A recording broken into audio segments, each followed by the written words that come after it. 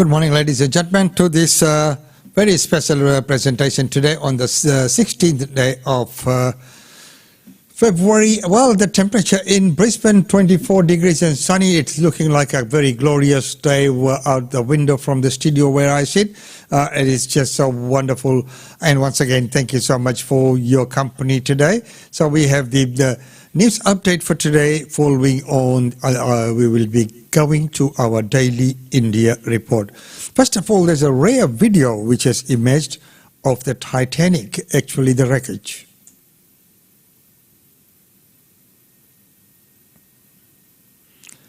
And it is amazing to see that, after all these years that, people have made it to the wreckage, and maybe they will be able to shed some more light on what actually happened, as the mystery still remains.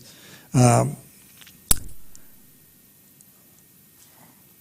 ladies and gentlemen, right now let's go to New Zealand, where we were reporting of the cyclone and the cyclonic conditions there. But right now, another natural disaster, earthquake in Wellington. It was a strong shake. So GNet actually have it recorded as 6.3. Other agencies at 5.7 struck offshore Paraparaumu at about 7:40 last night. It was at about 50 kilometres depth, and that's one reason why this earthquake was felt quite widely and quite strongly, definitely all across the North Island and parts of the South Island as well. Now, have there been any reports of damage associated with this? I know there wasn't a threat of tsunamis, so at least good news there. Yeah, definitely good news there. And no reports of damage that we've received so far. Like I say, people did feel a strong shake, but given the depth on this, we're not expecting significant reports of damage from this. Does this look like it could be the start of a series of earthquakes, or is there any way of knowing? Of course, we expect aftershocks. With any earthquake of this size, we are expecting aftershocks. We have recorded a handful so far, largest magnitude 3. So, as always, we encourage everyone to be prepared just in case we see more felt activity. It isn't unusual for this area, though. We do get earthquakes of this size out in this region. It's to do with those converging tectonic plates beneath New Zealand, so definitely not unexpected for us. And at this point, no reason to think it's the harbinger of anything more significant. So business as usual, but of course a wake-up call, a very unsettling experience for those who do experience it, and definitely an encouragement for everyone to be prepared, myself included. I felt it here in the Hutt Valley. Oh, wow. How often does the region see earthquakes of this sort of magnitude? So magnitude 6 we will definitely see sort of in offshore areas every year, every few years. So not unexpected for such a tectonically active area. Jen, thank you so much for joining us this morning and taking us through it. Poor old New Zealand is really copying it right now, and I hope everybody's staying safe. Well, all we can do is hope that everyone's staying safe. Well, as we know, New Zealand is always prone to earthquakes and volcanoes as well. It's got hot springs and everything because of that plate that they were talking about, which lies beneath New Zealand. And that is why all the buildings and even all the aluminium joinery is made to those conditions, to the seismic conditions. And many times and if you import those things overseas, you have to still abide by those very strict and stringent seismic conditions that they make things to there, but not always prepared for the cyclonic storms. The seismic, the ones is different. All the conditions and that are set for that are different to the cyclonic conditions and the wind ratings that are experienced here in Australia and some of the tropical islands like Fiji. Well, ladies and gentlemen, right now let's go on to our next news break before we go to our daily India report, which is about border protection.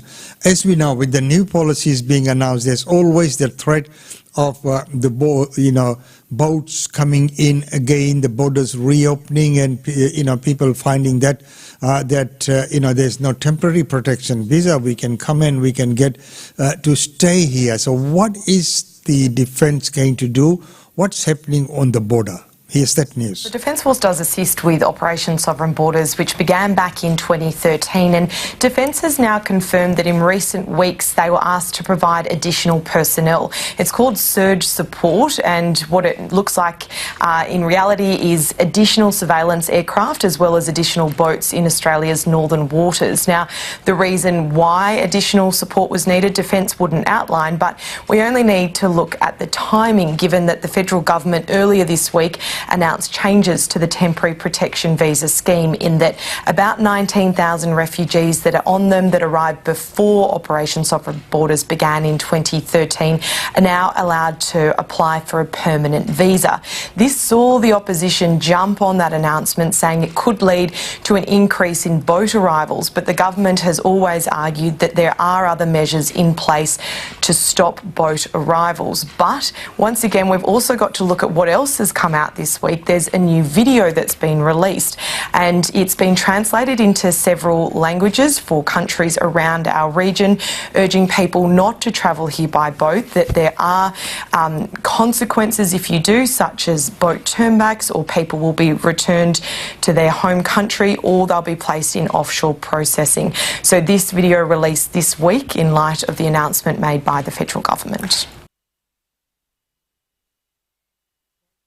As was expected, and as she mentioned there, the timing of it. So we know that with this announcement, there might be opportunities, there might be both people already trying to figure out ways of getting here and taking advantage of that provision that has been announced by the federal government.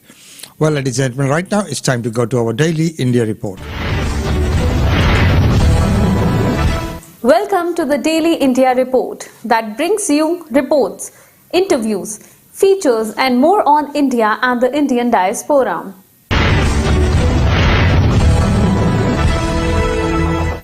The Bharatiya Janata Party released its poll manifesto for the upcoming assembly elections in Nagaland. It promised financial assistance for women's welfare, implementation of the Ujjwala scheme and PM Kisan Samman Nidhi scheme, and self-employment opportunities to 2 lakh people. BJP National President JP Nadda said that the Nagaland state has had peace, prosperity and progress in the past 5 years under the BJP NDPP coalition government. Releasing a 41-page BJP manifesto for Nagaland, Sankalp Patra or Vision Document 2023 on February 14th, Nadda assured that the vision document would be implemented in letter and spirit under Chief Minister Neiphiu Rio, ably supported by Deputy Chief Minister Y. Patten. BJP promised to establish a dedicated Nagaland Cultural Research Fund with an investment of Rs 1,000 crores to promote research, protection and conservation of languages and culture of all communities. Under this, the party promised to set up Saramati Cultural University at Kifir at a cost of Rs 500 crores, focusing on imparting knowledge and research on historic Naga culture, language, agriculture, folk music and dance, food and habitation practices. Also, Rs 100 crores will be spent to promote and expand the scope of all major tribal festivals. It also promised to increase financial assistance under the PM Kisan Samman Nidhi scheme from the current Rs 6,000 to 8,000 crores per annum. It promised to provide 2 lakh self-employment opportunities in the next 5 years through the establishment of software technology parks, agro-processing, textiles, MSMEs, tourism, etc.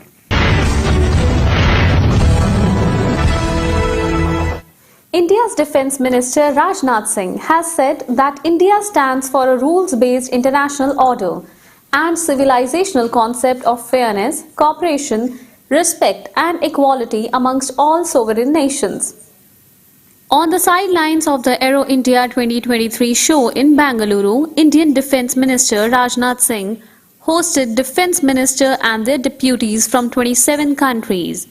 India showcased indigenous solutions for its own defence needs. Singh offered to support other countries in a manner that they did not fall into a debt trap.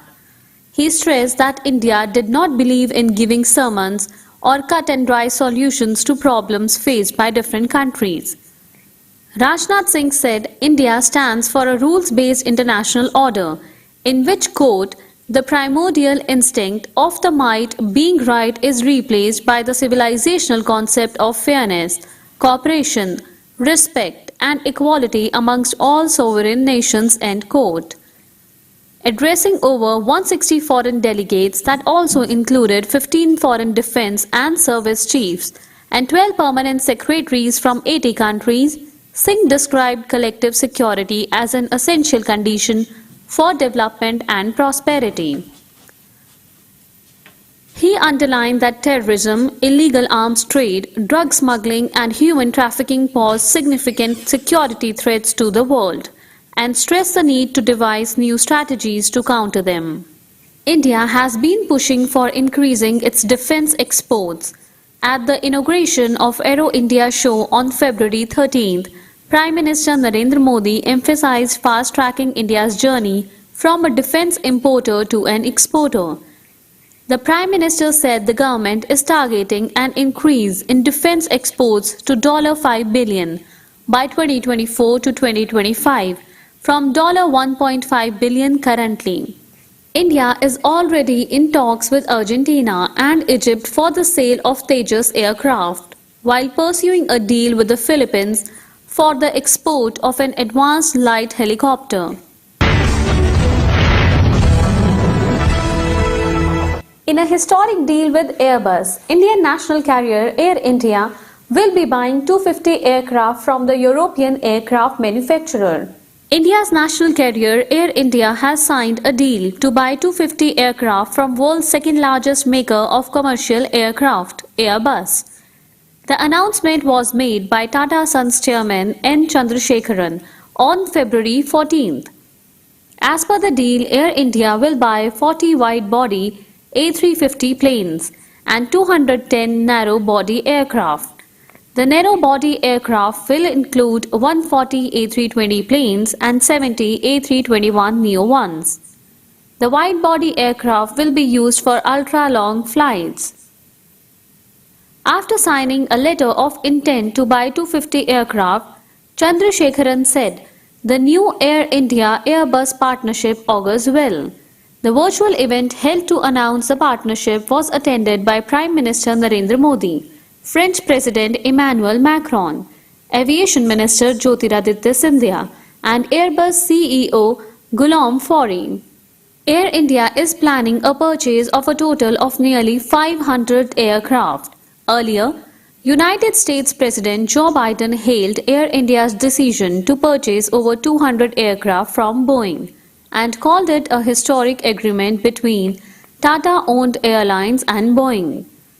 Responding to the development, Biden said, the United States can and will lead the world in manufacturing. I am proud to announce today the purchase of over 200 American-made aircraft through a historic agreement between Air India and Boeing. Biden also asserted that together with Prime Minister Narendra Modi, he was looking forward to deepen the ties between India and the US. Air India will purchase as many as 220 planes from Boeing for $34 billion, with an option to buy 70 more aircraft that could take the total transaction value to $45.9 billion. Biden underlined how the Air India-Boeing deal will support over 1 million American jobs across 44 states and help Air India meet growing demands for air transportation in India. The Air India order is Boeing's third biggest sale ever in dollar value and second in terms of number of planes.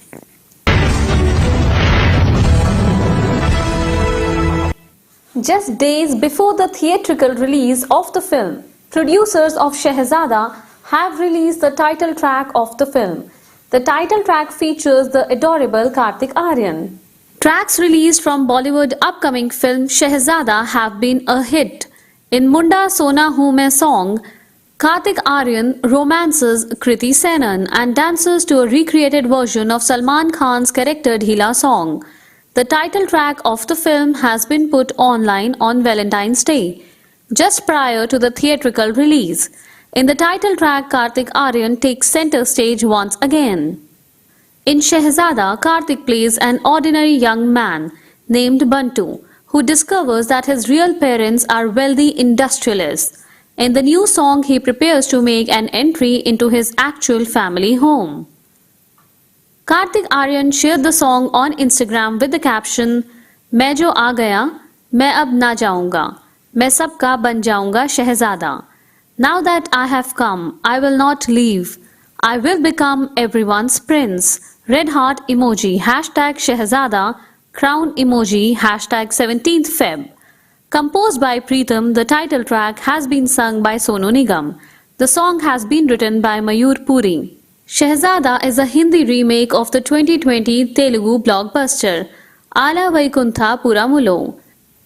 Besides Kriti Senan, Paresh and Manisha, the film also stars Rajpal Yadav, Ronit Roy and Sachin Khedkar. Written and directed by Rohit Dhawan, the film is based on a story by director Trivikram Srinivas. The film will release in theatres on February 17th. Shehzada, Shehzada.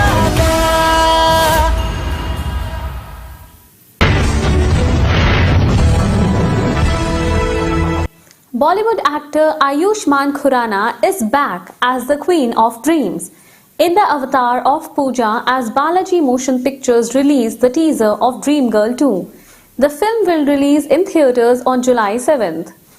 Basking on the success of Dream Girl, Balaji Motion Pictures is back with Dream Girl 2. Dream Girl, which was released in 2019, became one of the most successful rom-com and took the audience on a joyride. The Ayushmann Khurrana starer was a massive success at the box office and was one of the highest grossing blockbusters of 2019. In the new teaser of Dream Girl 2, Ayushmann is seen back in his Pooja avatar as he flirts with Shah Rukh Khan's Pathaan on the call. In the teaser, the actor can be seen wearing a backless pink lehenga with beautiful jewelry and makeup on point. We don't get to see his face, but we see a shot of his bright red lipstick. He is seen flirting with Shah Rukh Khan's Pathaan on phone. Ayushmann will be playing the role of Karam as well as a girl named Pooja in Dream Girl 2. Taking to his Instagram handle on February 13th, Ayushmann Khurrana shared the teaser of his upcoming film Dream Girl 2 and captioned it, "Breaking news, @Pooja. Dream Girl is back. Hashtag 7 को साथ में देखेंगे. Hashtag Dream Girl 2 releasing in cinemas on 7th July 2023. The film is directed by Raj Chandeliya and produced by Ekta R. Kapoor and Shobha Kapoor under the banner of Balaji Motion Pictures. The film, which also stars Ananya Pandey as the female lead, will release in the theatres on July 7th. That's all for this bulletin of the Daily India Report.